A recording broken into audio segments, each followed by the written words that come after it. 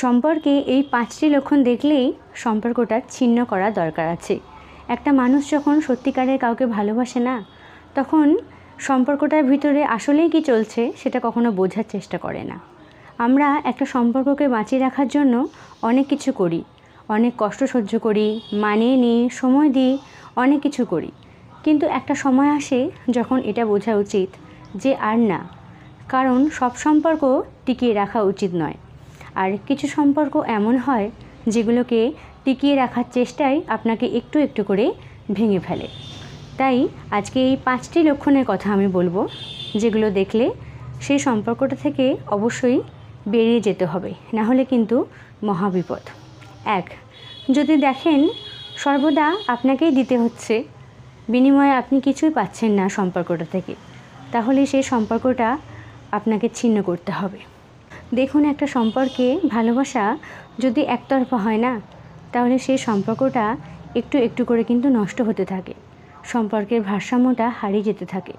তাই দেখতে হবে, যদি বারবার আপনাকেই দিতে হচ্ছে সবটা, ভালোবাসা, ত্যাগ, কিন্তু বিনিময়ে আপনি কিছুই পাচ্ছেন না, তাহলে সেই সম্পর্কটা ছিন্ন করাই ভালো। কারণ এতে আপনার আত্মসম্মান বোধটা কিন্তু নষ্ট হয়ে যাবে। আপনি নিজের কাছেই দিনের পর দিন ছোট হতে থাকবেন। নাম্বার 2, সম্মান। যদি আপনার সম্মানটা হারিয়ে যায় দিনের পর দিন, তাহলে আমি মনে করি সম্পর্কটা ছিন্ন করাই ভালো।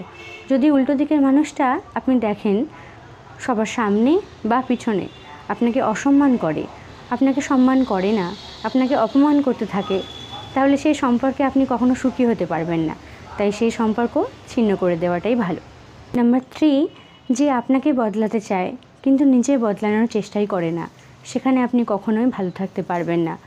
ভুল ত্রুটি নিয়েই কিন্তু জীবন। আপনার ভুল ধরতে যে বারবার আসে কিন্তু নিজের ভুল স্বীকার করে না, নিজেকে কখনো পরিবর্তন করার চেষ্টাই করে না, সেখানে আপনি কখনোই ভালো থাকতে পারবেন না। তাই সেখানে থেকে লাভ কি? নাম্বার 4, যে মানুষটা আপনার খারাপ সময় পাশে থাকে না, ভালো সময় পাশে থাকলেও খারাপ সময় এলে পাশে থাকতে হয়। যে মানুষটা আপনাকে ভালোবাসবে সত্যিকারের, সে সবার আগে খারাপ সময় কিন্তু আপনার পাশে থাকবে। আর খারাপ সময় দেখলেই যে কেটে পড়ে, সে কখনো আপনাকে ভালোবাসতে পারে না। আর যে ভালোবাসে না, যেখানে ভালোবাসাটুকু নেই, সেখানে থেকে কী লাভ, তাই নয় কি?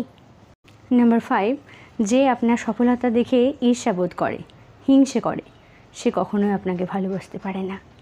যে মানুষটা আপনার সফলতা মেনে নিতে পারে না, তার সাথে আপনি থাকবেন কিভাবে, তাই নয় কি?